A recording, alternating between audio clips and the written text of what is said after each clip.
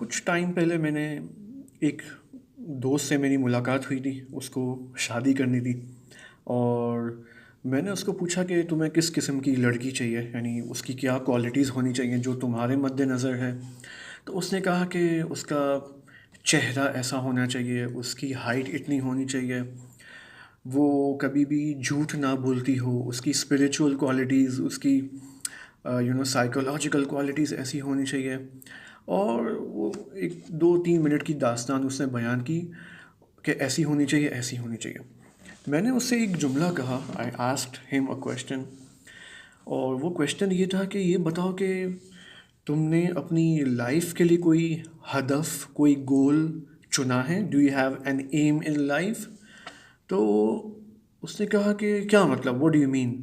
मैंने कहा कि तुम किस चीज़ के लिए अपनी पूरी ज़िंदगी गुजार रहे हो, यानी जब तुम सुबह उठते हो तो क्या गोल तुम्हारे मद्देनज़र होता है? Why do you wake up in the morning? Why do you work so hard in life? तुम किस चीज़ के लिए इतनी मेहनत कर रहे हो? आखिर में तुम्हें कहाँ पहुँचना है अपनी लाइफ में, अपनी ज़िंदगी में? तो उसने कहा कि इसका क्या ताल्लुक़ शादी से? How does it relate with marriage? मैंने कहा यही प्रॉब्लम है। इसी क्वेश्चन का, बल्कि यूँ कहूँ, this is the main question related to marriage, जो normally couples, husbands and wives शादी करने से पहले इस क्वेश्चन के बारे में नहीं सोचते। वो क्वेश्चन क्या है कि मैं क्यों ये ज़िंदगी गुजार रहा हूँ, मैं ये ज़िंदगी क्यों क्यों गुजार रही हूँ। ओके, हर लड़की, हर लड़का अपने आप से ये बात पूछे कि मेरा एंड गोल क्या है लाइफ में। मसलन अगर कोई लड़का ये कहता है कि मेरा मेन हदफ पैसे जमा करना है, तो ये लाइफ का गोल होगा। ओके, या अगर मेरी लाइफ का गोल स्पिरिचुअलिटी है, या मेरी लाइफ का गोल रिलीजियस काम एंड रिलीजियस एक्टिविटीज़ अंजाम देना है, सो this is your life goal. Okay, हमारे साथ और अक्सर कपल्स के साथ प्रॉब्लम पता है क्या है? क्यों हस्बैंड्स एंड वाइफ्स जब शादी करते हैं तो कुछ महीने बाद या 1-2 साल बाद इनके दरमियान लड़ाई झगड़े शुरू हो जाते हैं और इन दी एंड मामला तलाक तक पहुंच जाता है, खुला तक जा पहुंचता है। वाई? ऐसा क्यों होता है? इसकी वजह यह है कि जब शादी करने का डिसीजन लेते हैं तो उनके जहन में पहला क्वेश्चन ये नहीं आता कि मैं अपनी लाइफ क्यों गुजार रहा हूँ, what is my aim in life.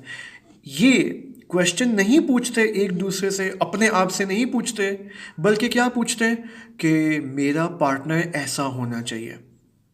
मैं अपने पार्टनर के अंदर, मैं अपनी लाइफ टाइम पार्टनर के अंदर क्या क्वालिटीज़ होनी चाहिए। यानी बजाय इसके कि इंस्टेड ऑफ दिस कि वो अपने आप को देखें, वो सबसे पहले अपने फ्यूचर पार्टनर के बारे में सोच रहे होते हैं। उसको ऐसा होना चाहिए, इतना खूबसूरत, इतना हैंडसम।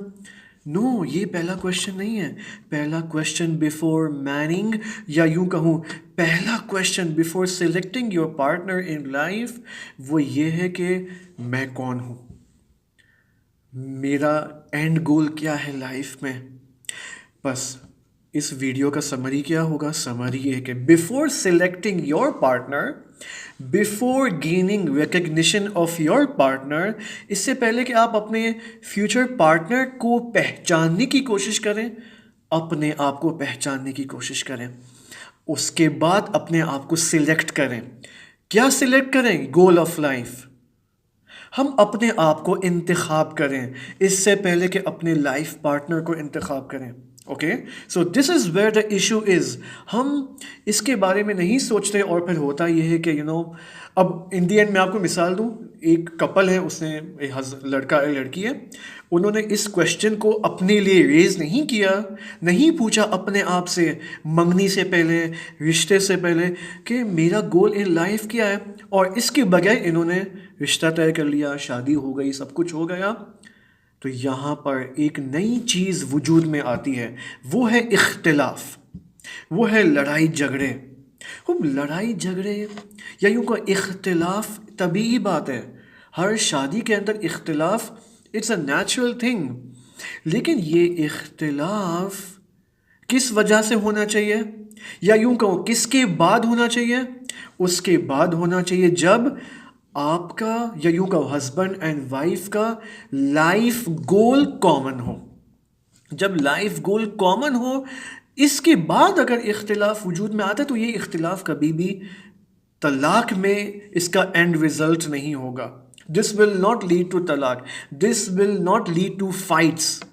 ये इख्तिलाफ आएगा, एक दूसरे के साथ सॉल्व कर लेंगे, ख़त्म, दोबारा प्यार मोहब्बत की लाइफ। अलबत्ता इस इख्तिलाफ में भी फिर प्यार मोहब्बत ही होगा। Okay, so the first thing and foremost, सबसे पहला काम ये कि मैं आऊँ, शादी से पहले हर लड़का हर लड़की ये बात अपने आप से पूछे, अपने आप से पूछे कि मेरा लाइफ का गोल क्या है। जब हदफ ज़िंदगी आप अपना मुअय्यन कर लें, मुशख़्ख़स कर लेंगे, उसके बाद आप जाएं रिश्ते के लिए। आप देखें कि ये जो लाइफ पार्टनर है, जिसकी मंगनी के लिए, जिसके रिश्ते के लिए मैं आया हूँ, क्या इसका भी वही हदफ है? ओके, होता ये कि इन द एंड बाद में शादी के 3-4 साल बाद अब ओ माय गॉड, इसका तो हदफ कुछ और था और मेरा हदफ तो ये था। लिहाजा ये लाइफ, फिर ये मैरिज लाइफ कभी भी पीसफुली नहीं गुजर सकती। ओके, सो इंशाल्लाह हम मज़ीद इसके बारे में बात करेंगे। If you have any questions, comments, opinions, please drop those comments in the description box, comments box, inshallah. Iltimas, खुदा हाफिज़।